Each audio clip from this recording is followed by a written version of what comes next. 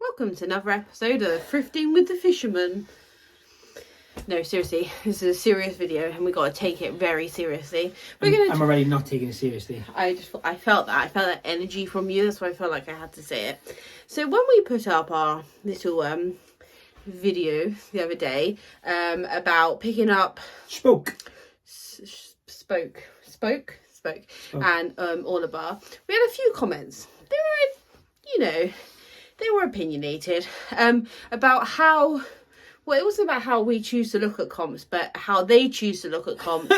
And then we were mental. And then comment that in the comments. So I just wanted to do a video. We were going to do a podcast, but the YouTube community misses out. We were going to do a video on how we use eBay comps and other comps to maximize our business, our profit margins, our knowledge, our research, and how we choose to apply them to our pricing and how we do it. Because I think in the world of reselling, there's been sort of a blanket way to do it, or a blanket way to look at them, and so that has caused the market to do one thing, and etc, so on and so forth. Yeah, I agree. And because of that, we sometimes get some opinions on how. So if we're doing a video or haul and we say we're going to price it for £200, we might get a comment that says, but comps say they're only going for a tenner. So I'm gonna stop you there. So like you just said, so as regards kind of comps, comp being basically a comparison, that's where that word stems from, which I guess most people would know. The thing is though, when you are comping something, you either have to have something very similar to comp against, or you have to have something that realistically could be comp against what you have. And what I mean by that is, checking a brand, for example, a blanket brand on, for example, it's probably a terrible example, but a Tommy Hilfiger shirt. I promise you out there are Tommy Hilfiger shirts which are worth hundreds and will sell for hundreds. But I guarantee most of those comps will come up on eBay at 18 or 19 or 15 or £9. That doesn't mean that every shirt you'll ever pick up from that company is £9 or £10 or whatever else. And that's something basically we wanted to kind of talk about. Furthermore to that, we wanted to actually talk about the fact that eBay, as much as we use eBay as a kind of an example or a variant of what we do comp wise, we do that because most people on YouTube or most people on as resellers only use actually eBay, and if they don't just use eBay as a selling platform, they usually base their comps on eBay's comps, even if they sell elsewhere. So I think that's a good kind of start level, base level, if you will. I think what's most important, and we don't say it enough, and we don't take into account, and maybe it's our bad, we don't take into account the number of new viewers that we might get, the number of viewers that aren't thrifters or aren't resellers, thrifters who want to sell a couple of things, or people that want to get into reselling, and etc, so on and so forth. There are a lot of people on YouTube that make reselling videos, especially in the UK, more so in America, but especially in the UK, and everyone does something differently. We all our own people, we all have our own businesses. That's wicked, right?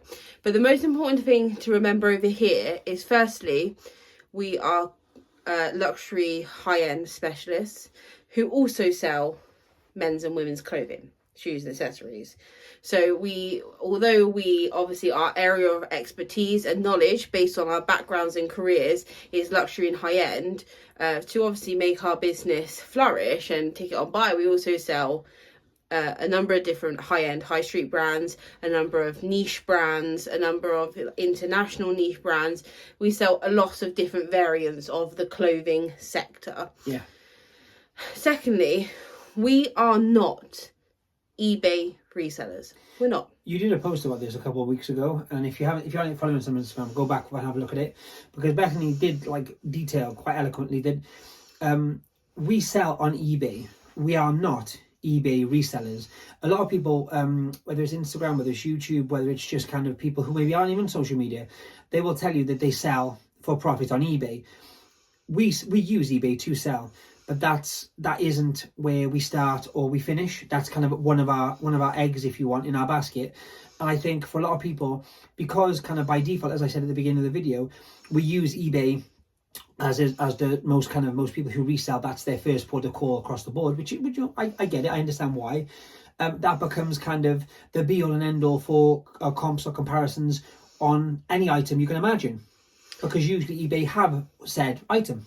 100%. And as a result of that, we obviously tend to use eBay comps as our comps. Sometimes we use Vestiaire, sometimes we use Depop, but sometimes we use new retail. Yeah, as a bracket, we do use eBay comps. And it occurred to me as well that perhaps people new to reselling or even long-term resellers don't actually know how to filter comps, how to look at comps, how to use comps as a tool, not just a be-all, end-all, situation. Can I just say there as well, like from my point of view, quite a few people have kind of mentioned this topic on social media and elsewhere, and I just feel that just knowing how to use the sold or completed sales on eBay, like that's not it. Like that's not how you filter and how you successfully find good comps or the best comps you'd want to find for your item. And when I say that, you can say, well, what do you mean by best comps? I mean that you will find at any level, at any kind of, on any item, you'll find certain items will go for very low and certain items will go for very high. Even sometimes the exact same item. And I think, once again, as a reseller, your job reselling is to sell something and make the largest margin you can. Now, if for whatever reason your business model doesn't involve that, please disregard everything we're about to say. We are talking about making as much money as you can on each individual item the best way we know how. And you might be able to take like little things from it. You might take it all in. You might, just completely... I think we're talking mental. But that's fine. We're just simply telling you how we do it based on the fact that we've had a lot of comments regarding it of recent times. Now, so how we're going to do this is I thought I'd take a product that we had sold recently. I did a short on a pair of jeans about pushing comps, etc. The other day, and I wanted to pick an item that was from a well-known brand that often is mispriced. Now, I was going to use actually I did a sale this morning of a Sunspell polo shirt, and the person bought it full asking price, and I thought that's a good example. We were top of the comps. We sold it for 55 plus postage. This was a polo shirt, a t-shirt? It was a polo shirt. There was only one comp above us, and that had long sleeves. Now, as you understand, long sleeve polo shirts cost more retail. They're just more expensive. They go for more. A short sleeve. And that's about right. A short sleeve one. So we were top of the comps. The next comp down was about £40. So I thought I'd use that as an example. Retail on a Sunspell polo shirt is 125, 55 for a used one is a good price for us. However, they are listed consistently for between £25 and £30. So I wanted to show you that comparison. But as I was sitting down doing all my prepping, dancing? You wouldn't believe it, but we actually prep sometimes for these. No. I got a sale through on Vestiaire. Now the sale was for a pair of Escada trousers, and I thought Escada. There you go. Escada. Yeah, this hits the what we're talking about perfectly. Escada is a high-end luxury brand. They currently don't have a retail website in the UK because it is being revamped, if you will. Revamped. But you can shop their American website, but everything's in dollars. Keep that in mind. However, there is a huge pre-owned market for Escada. I would call it a very traditional. Chic is a slightly older, for me, a slightly older version of Max Mara. Yeah. They do a bit of a spangle sometimes, but they're all different offshoots to it. So there's Escada Sport, there's E for Escada, etc. So on. There's original Escada kind of, which they're kind of upper echelon. Yeah. So they've done many things throughout the years. They've been around for a long time. Accessories, shoes, the whole lot. Everything and it's a brand you often find in a charity shop or a boot sale. And boot sales, yeah. So because some of their vintage stuff is like you say, a certain style, sort of older looking. So I thought I would use this as an example. So the item we sold for £75. Postage is technically free on Vestiaire because buyer pays for it. So I don't know how much they paid. But for us, we don't get a cut of it or anything. We don't pay anything either. It's a free thing, free postage label. So we were making £75 minus the fees. They were a pair of Escada Sport. Now, Escada Sport is very much a ready-to-wear sort of avenue of the brand. Very sort of wearable fashion. T-shirts with little jazzy... A bit more cash. Very cash. These were a pair of lime green cotton and elastane trousers. Very plain. Inserting picture Mwah. £75. No best offer, nothing. They just paid. And that got me thinking about Escada, because I thought, well, I've actually sold another pair of Escada trousers on eBay this month. Was it this month? Yeah. Yes, February 2023. And they were a pair of vintage from the 80s wool. Oh, the beige, yes. Cream tailored trousers. Now, they were a size 10, but as we know from vintage, especially the 80s, there's a very, very small waist. I'm going to say a size 8 at push, right? And so they were listed for £110. I took an offer of 90. That's very reasonable. It was an international sale, 90 plus postage. Now, I wanted to see if it was where it was standing in the comps in terms of solds. So I poodled on over there, and of course it is number 1 in sold Escada trousers. And then that got me looking at Escada listed priced trousers and sold price trousers. And that's where I got interested. Because not only did we hold the top spot for comps.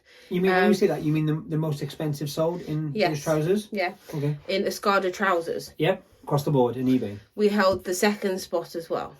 And that was from when? That was from December. So within December and February, 3 months.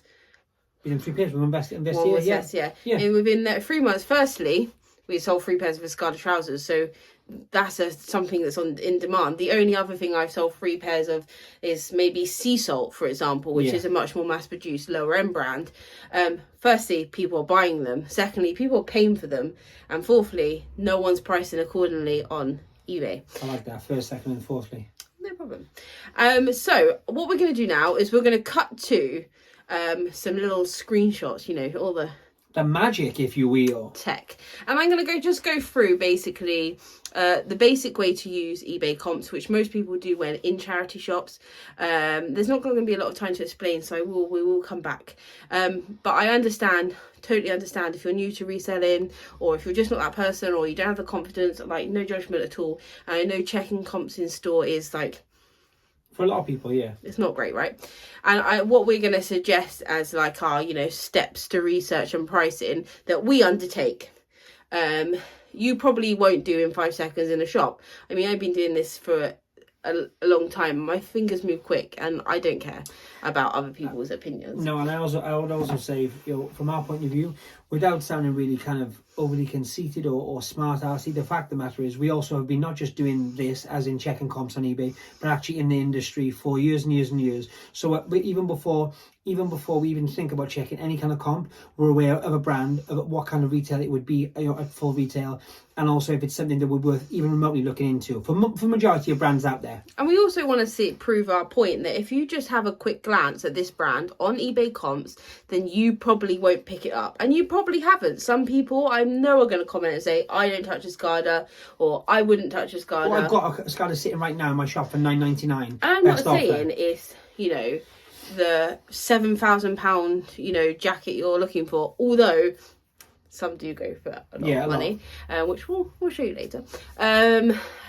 I'm saying that you could be getting way more than comps and listed prices suggest, and that's the most important thing. We're here to make as resellers in general. Sorry, babes. No, you carry on. We're here to make as much money as possible. I think there's a common misconception about resellers that we're just like harsh undercutters who all we care about is making money, etc. And that is part of it, because you have to be. This is our job. Yeah. Most people, they mention kind of like they'll say like, the kind of the people you see at boot sales jumping into people's kind of the back of people's cars.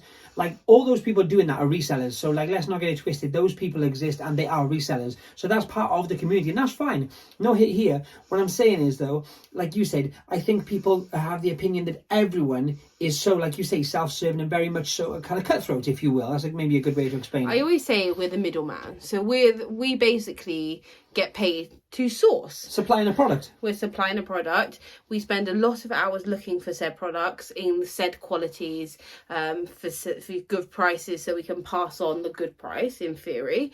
A pair of Escada trousers retail are between $300 and $600. I was just going to say, if you hadn't said that, right, I would say to anyone at that point, when you before you'd said it, tell me how much you think a pair of Resellers scattered trousers. I promise most of you, I just know most of you out there, unless you're specific clothing resellers and you're kind of maybe an everything reseller, or you are a clothing reseller, maybe it's not a brand you've dealt with, I would guess you couldn't tell me the current price of a discarded pair of trousers right now. And that kind of stems the problem going further. I think one of the main problems with comps and pricing, and correct me if I'm wrong, but is I guarantee if 60, maybe half of resellers that are lucky enough to find a Gucci shirt in the wild don't know current retail for a Gucci shirt. And I am guilty of this because I, every now and then, as you know, we like the finer things in life.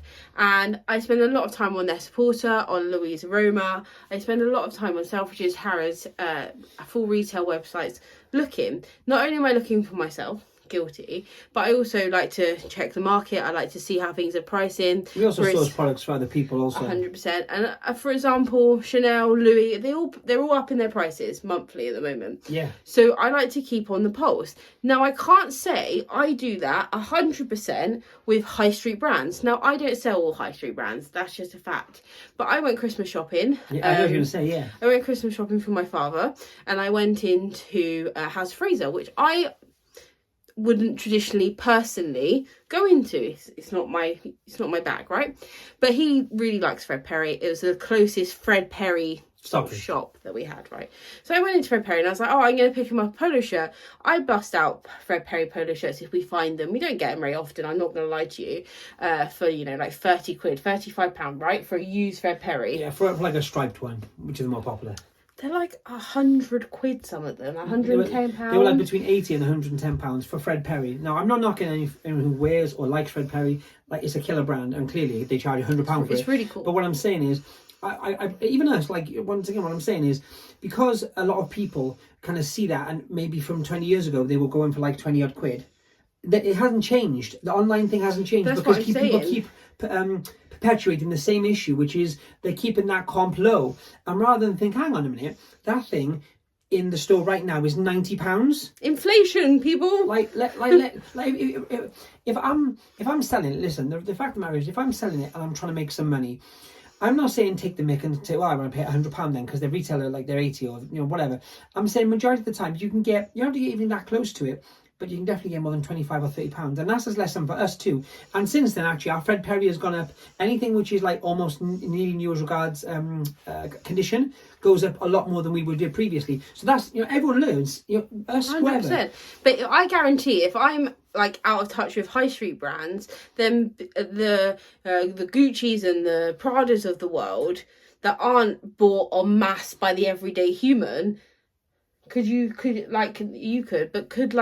average person tell you how much these individual things cost? And when you come to resell them, if the only reference you're using is comps on eBay, that's mental. So another great example, luxury brand Goyard. They make wallets, they make canvas accessories, they make leather bags, they make everything. Well-known trunk maker and kind of travel, you know, luxury travel brand. Okay. I had a wallet which I bought in Paris. I think it cost €120, something like that. I checked eBay, and this is the flip side of the argument. I checked eBay when I wanted to sell it and I wanted something different. It went for £360. Not because it was a rare colour, not that you couldn't pick it up. You can't buy it from Goyard online, mind you, officially. You can buy from eBay, you can buy from Vestiaire, you can have it authenticated. They don't have a website. They have a website, but you can't buy from it. It's not e-commerce. I mean. They don't yes, you're 100% you're right. But based on that for me, that's not the reason. Like, you could fly to Paris on a cheap flight and go and pick that up for cheaper than you would pay on eBay. So what I'm saying is, it works both ways. It's having the knowledge to know, why did it sell for £350? It's sold because no one wanted to get on a plane to Paris. That's why. So it goes both ways. Sometimes it's the opposite, but for majority of the time is these things are being underpriced based on the fact that maybe the knowledge for the person either selling it, or maybe the 10 people who have put comps or sold their items before weren't aware that it could go for higher. So when you're basing your comps on the last 10 people sold, that's your problem.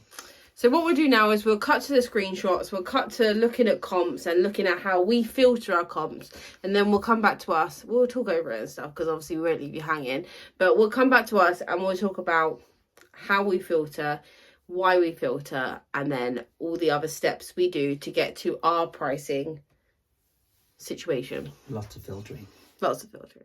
So very quickly, welcome to my eBay. I'm going to search in Escada trousers. So it's a very broad search and it will bring up a lot of different variables, a lot of different styles, a lot of different... Very broad. It's very broad. So these are the ones listed. You can see here, $15.99. Those are amazing. £10. They're amazing. $12.99, like tasselled ruffles.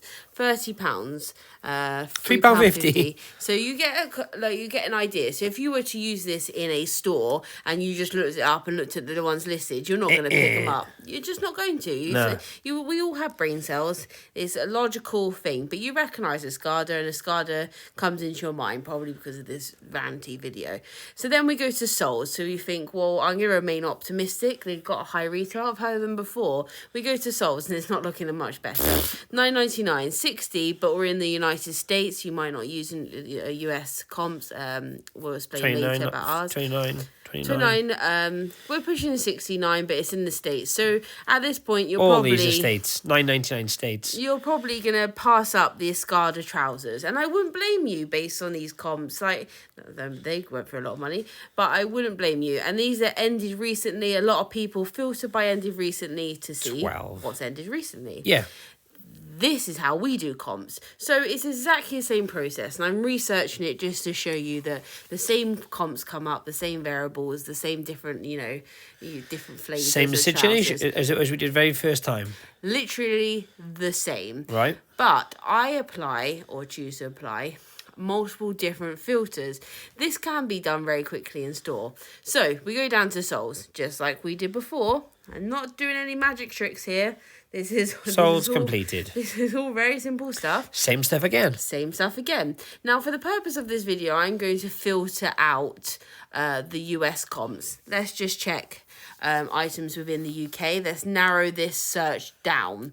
So we take out all the American comps. So you've got 99p, you've got £30 there, you've got $12.99, 40, 50.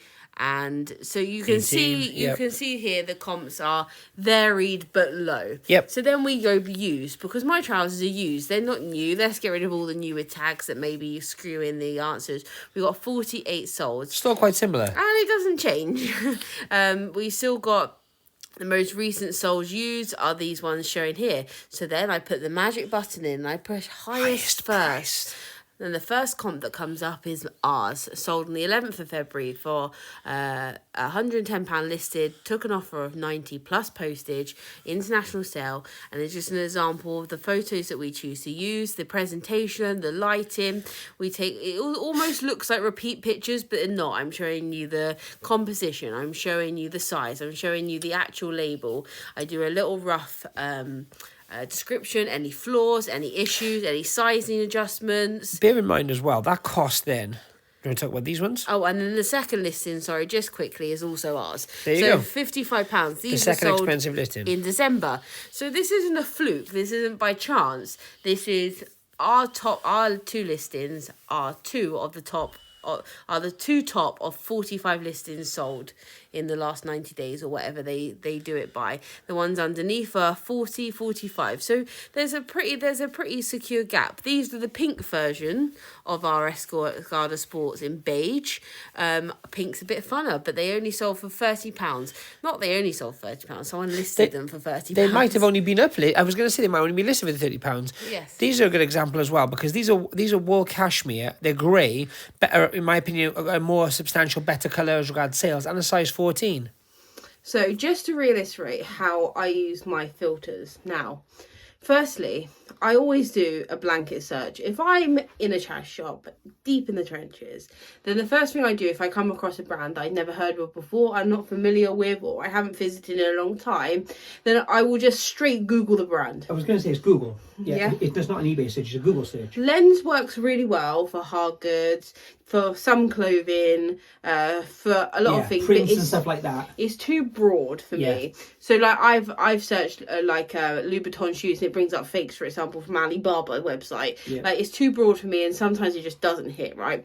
So what I do is I Google the brand. Now as a blanket, to me, like an overview, if the brand is in the high three figures, I pick it up. I trust my judgment of knowing luxury market and luxury prices, etc., to then be able to sell it. However, I understand that if you're new to luxury selling or new to high-end brands, and that perhaps you're not comfortable with doing that, that's absolutely fine. So if I have a little bit more time, what I do is I see, so for example, I picked up a top in a charity shop the other day called Polder, Polder. Never heard of it before. I can put my hands up, never heard of it before. I don't know everything. And I googled it. And retail was sitting in the comfortable 3 figures. Now, I wanted to be double sure, as I'd never ever sold it before. So I just went, I checked firstly the first search results. So the first search results that came up was Vestiaire. That means it's already been sold on a pre-loved market and a specialist in a high-end one at that. Right, so that's firstly, that's a green flag. Secondly, far-fetched. Sorry, just interject on with the Vestiaire as well, even more so.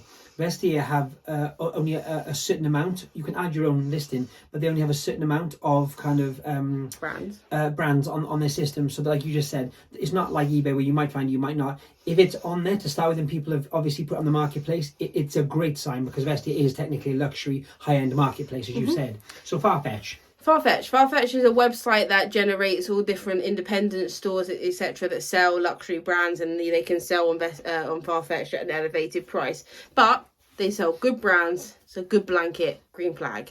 The other one is when I see sites like Net-a-Porter, Louisa Roma, and just being familiar with the stockists of high-end wear. If they're being stocked to Selfridges, Harrods, etc., then in the most part, they pick their brands quite carefully, and it will be because they're of a better or higher echelon, right? Then I'll go over to eBay, and I am guilty of the fact that in store, if I'm being fast, if I need to get through the store before the school run, then I Google the brand blanket. So I just put Polder clothing or Polder men's clothing, women's clothing, whatever I'm looking at, and I'll see what the initial first comps are. If they're not as good as I want to see, if I wanted to see a bit more into the 100 marks, what I then do is filter to highest first, just on a blanket of what's listed. Then if to get an idea of how people are listing this brand, how people are choosing to list in this brand, and the reaction to it, if that makes sense. Yeah. First initial. And then I will pick up based on that. That is how I do it. I do it very fast because I'm experienced, if you want to, go down that route, right? However, what I recommend is that when I get home, after I take photographs, I will always research every single item I have. Every single item. And I know time is of the essence with us resellers, and most of us working in as a sort of like side hustle or a part-time gig, or we've just got like children running around our feet. I totally get it, right? Totally get it. But in order to get maximum prices for your clothing and accessories, then you have to do the maximum amount of work. It's your job. Like, I have no other way to say it. If you're a person who wants to say, I want to smash out 60 listings a day, I honestly, unless you are like a god, not that anyone can't do 60 listings, doing 60 listings verbatim, bum, bum, bum, bum, bum, that's not hard. I'm talking about researching each item, because once again, the brand, the piece from the brand, the year, how, like, once again, for example, Barber, the first thing that pops in your head is Barber coats. However, their hats sell really well. We sold a hood the other day for £30 or £40. What I'm saying is, like, those things have to be researched. And once again, I think we sold ours close enough to retail. We sold it for retail. There were multiple hoods on eBay for like £10, £15. We sold ours for, it was retail, like you said. So without butting in for too long, what I'm saying is, the research and the kind of checking each item, just saying, I just want to list it as quick as I can. Why bother picking up? Why bother even selling it? Like, because you're supposed to be making as much money as possible. I don't want to come across in a negative way, because it's not meant in that way. What it's meant to do is to try and get people to understand a bit more about the research. Isn't just a case of, is it real? Is it fake? Like, there's so much that goes into proper luxury listings and getting high-end money. And I will say, Bethany and myself, to be fair, we do so much research. We had one a couple of days ago, which you'll be seeing in an upcoming Cardiff video. Brand we never heard of. Felt amazing quality. Looked really good. A single stitch on each side of the tag. We looked it up. As Bethany said, the first thing we came up was Google. Was their long sleeve polos, which it was. They have like triple figures all day long. 4 figures. 4 figures, sorry. Triple figures will be on resale. So once again, this is a brand we have never heard of, either of us. So, and that doesn't happen a lot. Usually one of us has maybe an inkling of it. So once again, the research, I can't tell you how much important the research is, and to not just want to do it fast and quick and get it done. So let's talk about my filters. If you can do this in store, then you can do it in store. I do it in store sometimes if I got time and if I'm having like one of those days, or I'll go and sit down with a coffee. It's a work expense. So I filter, firstly, I go to sold comps. Easy. You've just seen me do it. You just seen the process of me saying what I'm about to say. I'm just going to say it in a little bit more detail. I go to sell comps. Firstly, I default by the UK. Now, I do use American comps because if you have found a brand that is very popular in America or has high demand in America, or there is a certain thing from this brand that people really want, say it's like... Or it's an American indie brand. Yeah, well, we'll say like there was that big old thing with Ray Dunn mugs with the thin writing on. If you had a really rare UK exclusive, then the Americans are going to pay the money. True. And that's okay, right? So I do keep Americans in, and then I filter them off to check that there's not a massive demand on Escada cream trousers in the States, right? We do GSP. People can buy from us in America and all over the world. So it's relevant to us, relevant to our sales. Especially with high end. I do a huge amount of GSP to mainly America, but all over the shop. Because of the high end we do. You know, at least. Yes, because of the high end goods we do, yeah. There is an out of country demand. So that's fine, right? So then I default to the UK only just to see what the market is doing. The home nation, if you will. The home nation. I then filter to use. So I take out all the newer tags, unless the item is newer tags, well, that would make sense. But I say, because that's the nearest comparable to mine, I might not find that exact item on comps because... Odds are you won't.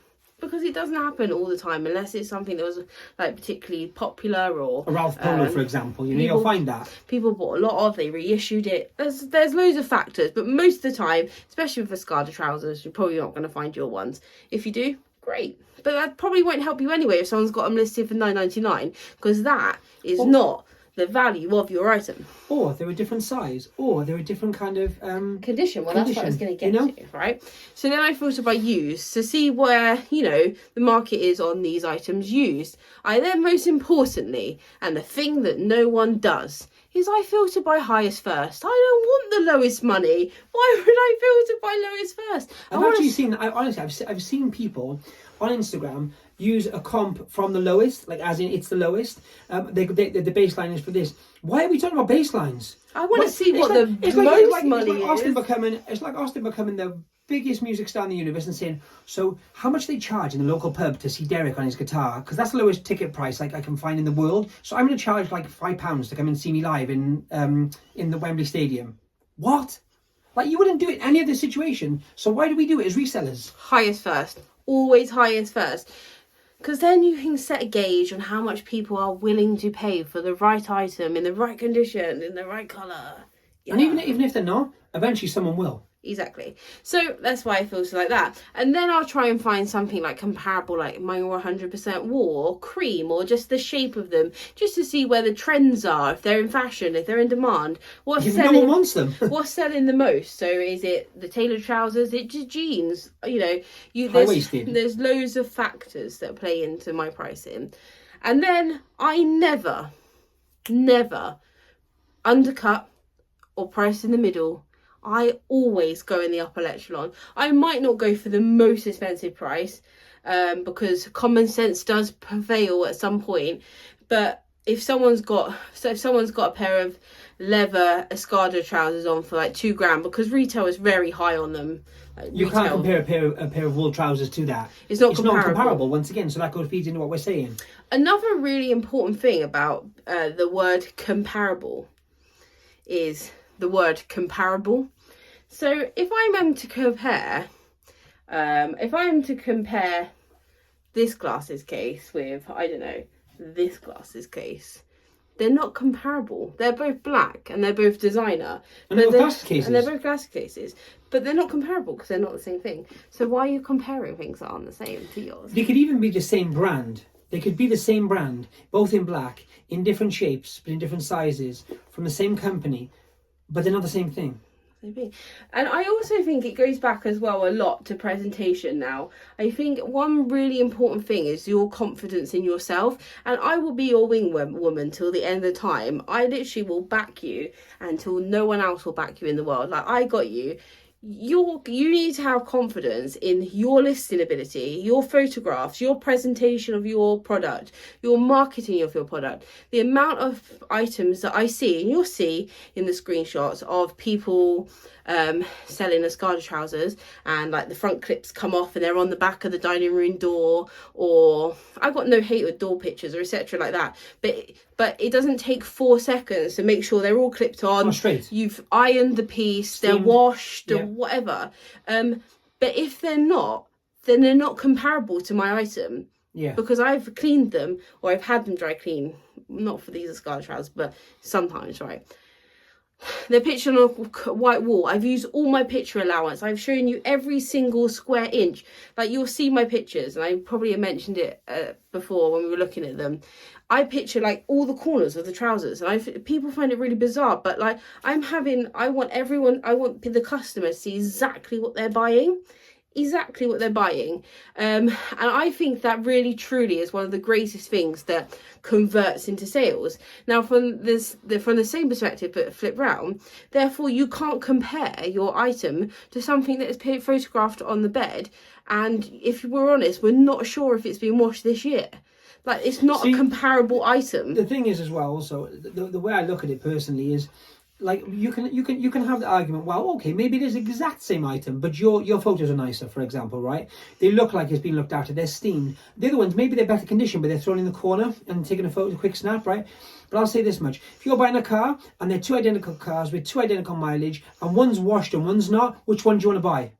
Simple. It's that easy. No one's going to the car, even if it's a little bit cheaper. No one's looking at that car and being like, that's a beaut. Like, it doesn't happen. And then furthermore, when we're also doing our pricing, we also look at other platforms, because once again, we are not just eBay resellers. We use eBay as probably maybe the main platform's got the biggest reach, and then we list accordingly based on the item to other platforms. So these are Escada trousers. They would have gone to Depop, then they would have gone to Vestiaire. I include screenshots now of both those platforms showing the different prices, and it's very similar to eBay. There's highs and there's lows, and then there's the American markets, which are higher. There's certain pieces on Vestiaire that go for a lot more and are a lot higher up, like the leather trousers, the fur pieces, etc. And usually, you know what? This isn't rocket science, guys. If you see, for example, the things Bethany just mentioned, which have been on the screen already, if you see the differences in prices, if you actually spend time and go through some of those listings, the reason you'll see is maybe it's composition. So maybe one's wool or cashmere, and one's maybe just cotton. Maybe one has a hole in it. Maybe one has some staining. Maybe one is perfectly mint condition without tags. All these things you'll find they usually filter into the listing. Very rarely is something on something like Vestiaire, for example, because most people using Vestiaire are, to be quite frank, they usually know a little bit more as regards the luxury market and the market of clothing itself, because of the brands they sell.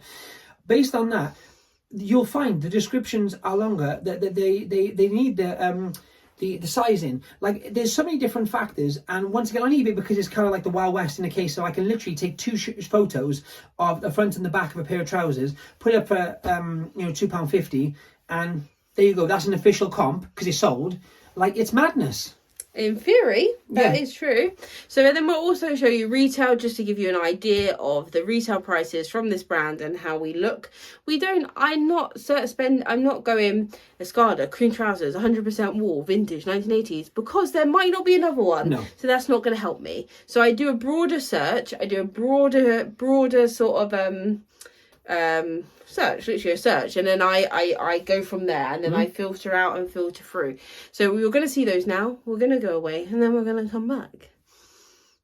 So this is Depop. It's a different kettle of fish. You can see here I've searched for Escada, and you can see that the first ones that come up are the most recommended or newly listed. It can be. It newly depends listed. what you got it set on.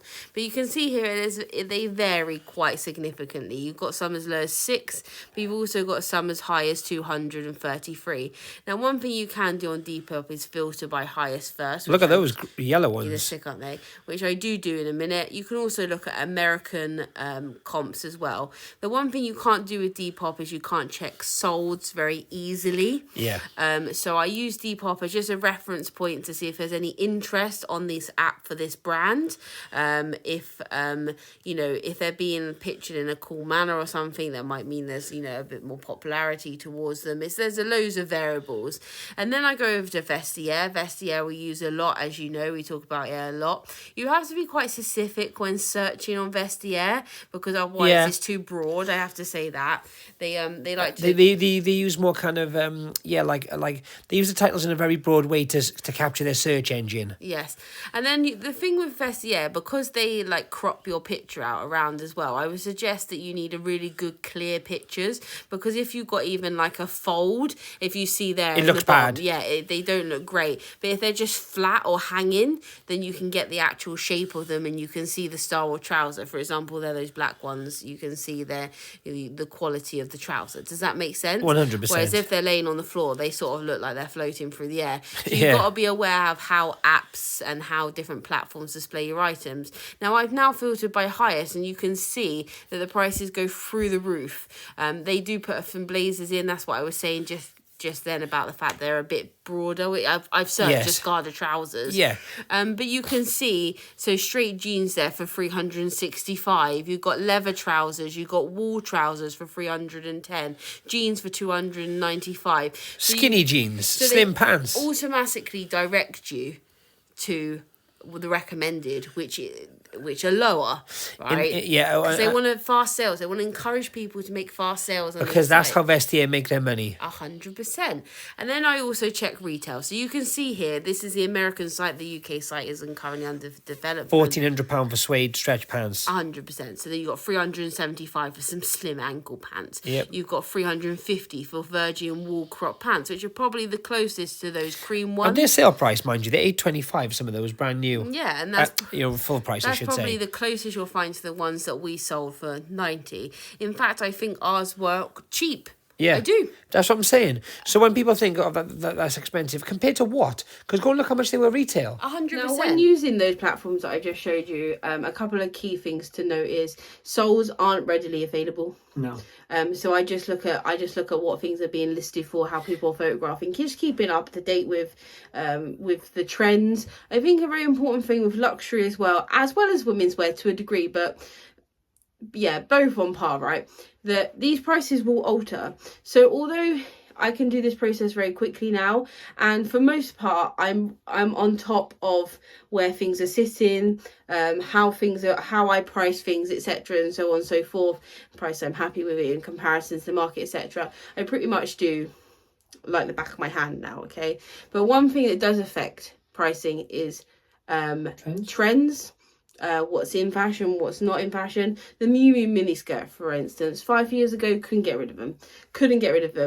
I sold them for higher than the comps at the time, and I was selling for about 150 quid, and the comps were as low as £30. I can buy like a Chloe miniskirt at the moment from a Y2K one for about 30 quid if I really look, and in like 3 years time it'll be through the roof, I bet 100%. You. So and we've done that consistently because once again, because people maybe are only used to us maybe via YouTube or Instagram over the last year or so. Like we've been doing this for 5, 6, 7 years now, like in the luxury sector, and before that within luxury itself.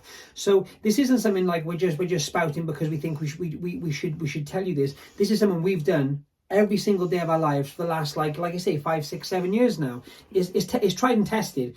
Go and see the comps. But yeah, I wanted to say that trends basically will influence the market. So if you're up on trends, like tomorrow they might release a collaboration between Gucci and Balenciaga again, and the comps on Balenciaga goes through the roof. I mean, I don't think it will, but it might go through the roof. And you've got to be in a way. You've got to be sort of like on the pulse of that a bit. You don't have to, but then you have to be more on top of like research and your comps and making sure you check individual items and check whatever this is why I check every single item, because every single item is different, and there's no blanket rule with every single item, as in like every single pair of Escada trousers are getting listed for £110. It's not true. I might get some leather ones tomorrow. They're probably going to go up for 500 quid. I might get some there's some cracking tiger print ones on there. If I had those, 250. So it's not a blanket, you know. No, it isn't. And even I was just going to say, you mentioned the Gucci Balenciaga thing. Even with a huge, horrific controversy recently with Balenciaga, the truth of the matter is, people are still buying that stuff. And I'm not here to give my own political views, my own humanity views, if you want. But the reality is, people are still buying. So as sellers, no matter what it might be, the truth is, you have to know where the market is, for good and for bad, because it goes up and down for very different. So another one, a great one. A few years ago, Dolce & Gabbana were very, very naughty boys. They said some things they shouldn't have said. Everything they was, which was for sale, you couldn't sell it.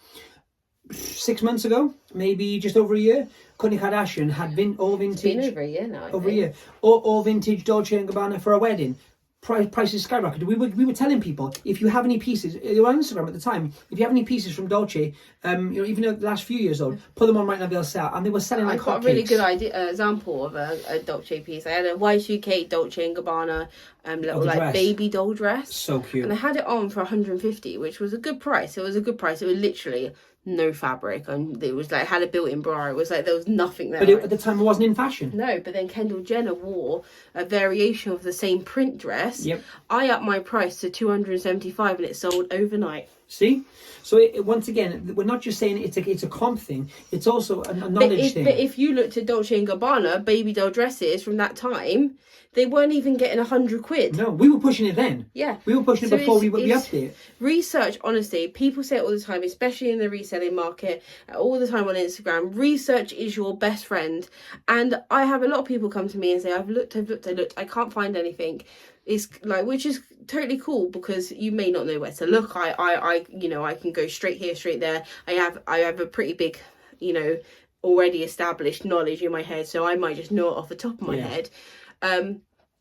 But some things do require a lot more research, especially if you don't sell luxury on a daily basis. For example, if I had to go and pick up a game right now I picked up a game from a charity shop, not a clue, wouldn't even know where to look. No. I mean, I could search the title, I know that. But once again, and even with that, I've said before, like for people who do games, like I said, I have a keen interest, over and above. I don't resell at all, but I enjoy that kind of thing. By the same token, like you said, apart from a few like super rare things, I wouldn't know the going price today for X on PS1. I couldn't tell you if you paid me, so I'd have to Google it. Once again, that's a little bit different, because with clothing, trends differ. I mean, I know games go up and down, but trends differ so substantially from one day to the next. As you just said, a celebrity only has to wear something, and all of a sudden it's been endorsed and it's game over. Well, I actually think that's where the whole undercutting wholesale point of view came from. Undercutting is such a wholesale retailer move, right? Take Tesco's and Sainsbury's, lifelong enemies.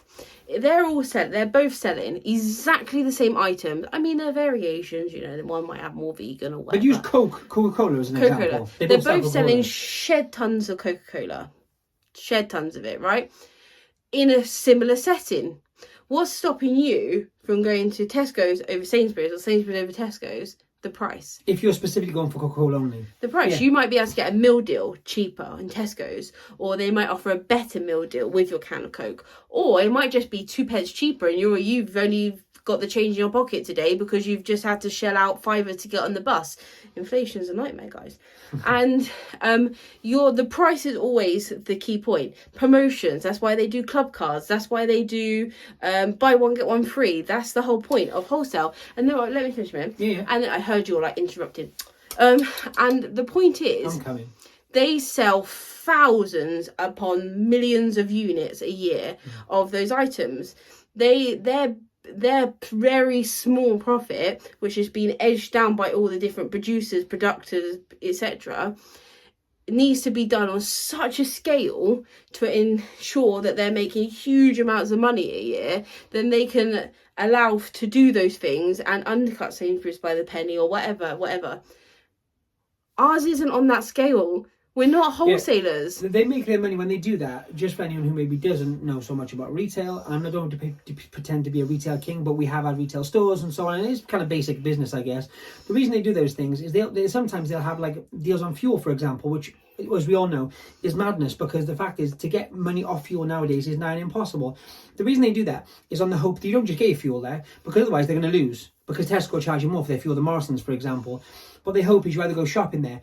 It's a loss leader. It's a basic loss leader. I mean, if you don't know what a loss leader is, by all means, Google it. But they're hoping that by giving you that deal, they're getting to take away something else from it. I'm afraid as a reseller, when they're buying one item from you, unless they... How many people are buying 10 items from your shop? It's not happening. I can see how it applies to things like games. So game consoles, right? Using my very basic knowledge of just being a child once, is that game consoles come out. Yep. And then maybe they release, like 200 games per game console, give or take. Let's just say that for example, right? I don't need the numbers, but go on. Right. And then they make thousands of those games. Each unit, right? Thousands. The more popular, the better. They make more, right? And when you go onto eBay, and you search for We Play or whatever you're looking for, there's hundreds of them. And they're in varying conditions. You've got dead, scratched to 1,000,000 miles. It might work if you put it through a cleaner. You've got well played, you've got played, and then you've got mint or new, sealed in right? box or whatever. There's your categories. It's very similar to like Amazon or something like that. There's only very few categories, and they're all the same game. There's no variation. They're all the same game. So the prices are dictated by the market. So if I don't know, think of a random name. If Pete has put up his why did Chatty Pete have to be called Pete? Well, okay, Pete, we're using Pete. If Pete put up his game for like £5 used, then he's setting the market there. And because they're all very similar to all intents and purposes, that makes sense that you would undercut, you'd overcut, you'd do all the things very similar to Amazon. Clothing doesn't fall into that. When you come to me and say, I can't find it, ding, ding, ding, we have a winner. As I said at the beginning, there's no one to undercut. You won't find that exact item in that exact condition, from the exact size, from that exact era. And if you do, in the wildest imagination that actually happens, cool. I'll be number 2, the first one sells, and I will sit back, that one's sold, and the next person who wants to buy that in that size is mine. Bang, done. Game over, I win. It's the undercutting mentality is just it's dead. It should be. It should be. We want to make the most money. We all want to make money. That's this isn't point. like I just said. This isn't like if you have the same item as me now, please. The reason I want you to take it high is for you to make more money. In actual fact, if you sell it low, because I won't change my price either way, so it makes no difference. And then, like I say, when someone does want the item and there's no other available, they will go to me and buy it. The thing is, I think, like you said, I think everyone's in the impression of resellers these hard, awful, money penny pinching, money grabbing people. And listen, we're all trying to make as much money as we can. So if that entails maybe a little bit more research, or knowing a little bit more, or spending a little bit more time on the filters, as Bethany said, I don't understand why, if you're holding something that you can get an extra 10, 20, 30, 40, £100 out of for maybe like 5 minutes research, or just maybe waiting an extra 3 days or 5 days, or I don't know. I just don't understand. It all goes back to how I've always said. I've said this very early on Luxury Pickers on Instagram, is that resellers set the market. Resellers have the ability to set the market by selling those trousers for 90 plus postage and selling the next ones down for 55 plus postage. Set the market. That's the price that someone is willing to pay for those trousers in that condition, with the photographs and the clear photographs and description, right? That's the market. That is the market. Now, I understand the market is affected by a number of different things, and especially on eBay and open markets, and that is normal people are fully entitled to sell their clothes, and that is totally cool. It's really cool. However, when it comes to, say, this jumper, I got it in COS. I bought it like 3 years ago, right? And I got it in a COS outlet, actually. I know for a fact that I got it in a COS outlet, brand new, in Bicester Village, when they had a COS outlet. Those days. £5.50. I know that for a fact because I bought like 4 of them. I know I bought it for that much money. So as a normal person, I know I spent £5.50 and I've worn it like... You've had your use. I worn it like for 3 Yeah. years, right? I love it. It's not even really black anymore if we're really looking at it. Don't really look at it. But it's had its use. So I might just stick it on eBay for what I paid. Maybe I'll put £5.50, knowing that cause it's a bit more expensive. But I only paid £5.50 and I've worn it. And to me, it's worn out. So £5.50, you've had that free for 3 years, right? Mm-hmm. But once again, that's the wrong mentality to have. The mentality to have is, what is that jumbo in that condition going for right now? And how much is it worth, and how much is someone willing to pay? And how much someone is willing to pay cannot be shown accurately By a comp previously. An eBay comp, because it may have been Betty that bought it for £5.50. You get it? Just you saying. get it? Yep. You get it. So we strive every day to push those comps. We try and get them We'll as continue high as to push possible. those comps. We'll go back to those spoke trousers that I listed, each pair for £70. When I said 100, I was talking about retail.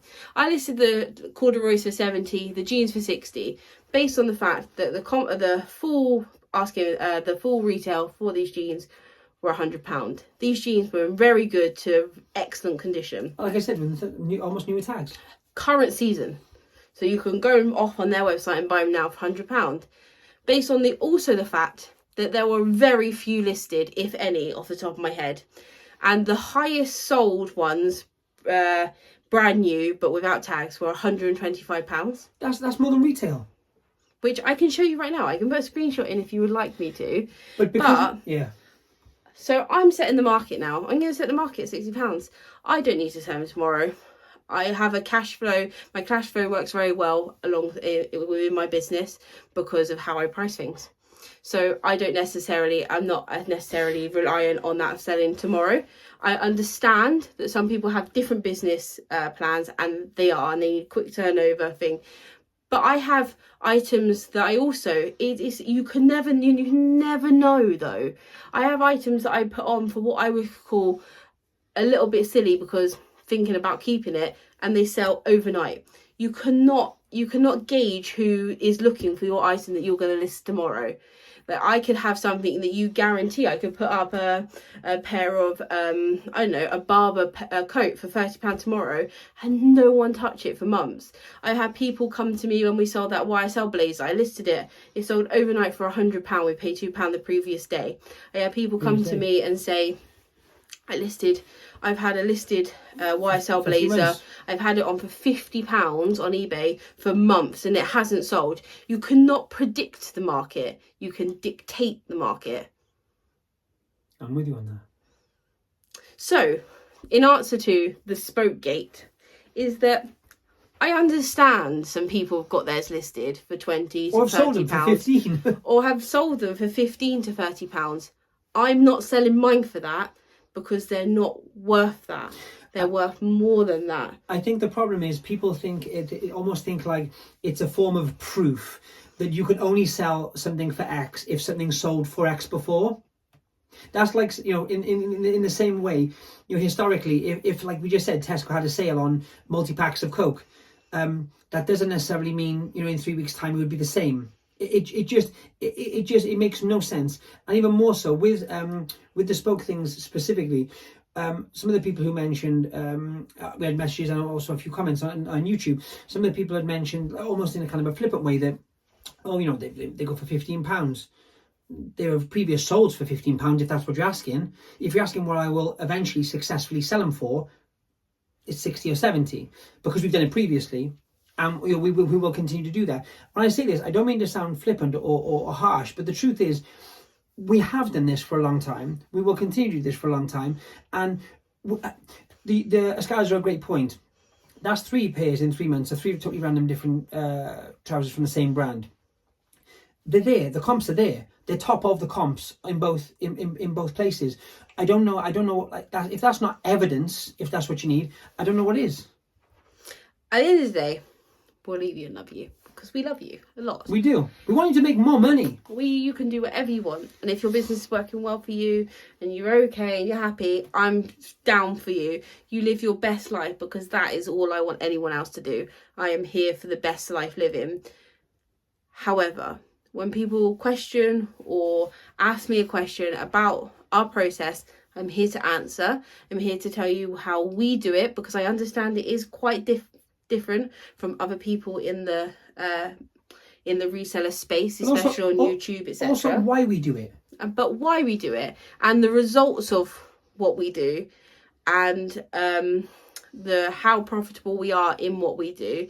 And maybe if you want to take something from it, if you just want to start looking at the highest sold a bit more than you already do, or explore a new brand, pick a brand to research or look into, or try at a larger price, try at one of the highest comp price and see what happens. You might find that you list that Dolce & Gabbana that you've had for ages, it's been on for like 20 quid. You might find that if you rephotograph it, list it for £100, you might get an offer of 90 tomorrow, and that's making a really good profit, isn't it? Like, it's making more than it was sitting there doing 20. If you're sat there at 20 and you're like, you literally just sent a message saying, I can't sell it. I've got, when we have that a lot, like we have one of these, or I have this brand, or I can't get rid of it, I can't sell it. So at that point, you lose nothing. Like, you put it the price you were happy to sell from, and no one's interested. So what's the difference if, for the sake of a week or 3 days or 5 days, you put it on for an extortionate amount of money? Obviously, we're based on research, not just, there's an empty Coke can, you're selling for £1,000. But I'm saying based on some research and some further research, and then you realise, so I've just had an offer of half of what I put up for the higher price, and now I'm doubling my money from the original 25. It's mad. It's easy. We watch a lot of American resellers. In fact, we probably watch more Americans in the UK. For anyone who knows us, we watch a lot. we're born to live in Nashville, Tennessee. Just how it occurred. Yeah. Just came out like that. And so we watch a lot of the American, anyway, we watch a lot of the American resellers and etc. When they can't find a comp on eBay, all they ever say is, amazing, I can set my own price. I promise what is there to lose? It's not $5, it's not $10. No, like, I think it was homeschool picker or reseller, I can't remember her name. She found a bowling ball with a skull in it. Did a bit of basic research on bowling balls with skulls in, and there wasn't any listed, and she listed it for a lot of money, and it sold for a lot of money. Sold for a lot of money. I think these things happen. Because you know what she did though? She saw it on eBay. There wasn't any on eBay, but she looked it up in general, and she saw like on WorthPoint there was one for like £500. We know WorthPoint's a bit, or she saw one on a collector's website or something like that, and that they were talking about it, or whatever it was, the situation, and then you transfer that information that you've just learned from another platform and use it in this platform, and wonder how things can happen. It's a magical thing. Magical. I want to kind of close in saying, as much as sometimes I feel like I come across irate and angry and aggressive, do you know what? It's more the fact, because I am, but it's more the fact that I feel quite passionate. I think, first, I'm not saying it's easy, but it's such a thing. These things can be done with no extra stress, maybe a little bit more time, if that. But there are so many different ways to make extra money, especially when at the moment everyone, the situation is different, right? But no one can tell me they don't want to make more from nothing. Maybe a few minutes here and there. So when we're doing with this video is, as much as the spoke thing was the spoke thing, that's not enough for me to make a video. You need to really come at me for me to make a video about you. Trust me. And we've been there, we've done that. But the reality is, what I'm saying is, just think about it. Even if you think we're talking total, that's fine. Like, totally cool. Bethany said at the beginning, everyone's business is different. What I'm trying to do is, I'm trying to say that there are different ways of doing these. There's different methods of doing this. And maybe the way you're doing it this far, if you do have to think to yourself, really, I need to recoup some money quickly. But just think about that in general. Because the fact you have to, maybe the way you're doing it isn't maybe as streamlined as it could be. I'm not saying it's not, but I'm saying that could be a thing as well. So just try and put a little bit more thought into what you're selling, and the market itself will just grow. Like Bethany said before, we can make the market. Let's make it higher. Let's make more money. Like, that's just as easy as that. If everyone on eBay literally makes the eBay comps and decides that this hat today is worth £10,000 to anyone who wants to buy one, who has one for sale, it's £10,000. There's no arguing. Okay, then you get Mr. Okay, I'm going to sell mine for 900. Well done, he's made 900 quid in a hat, which isn't worth that. Like, it's as simple as that. It's as simple as that. And I do think I look a bit like Harry. Harry who? Harry and Marv. Yeah, you do. You're Marv, I'm Harry. Obviously. I really want a gold tooth. I think that would be really fetching. Anyway, we've been the Luxury Pickers and we were going to leave you alone for at least 24 hours.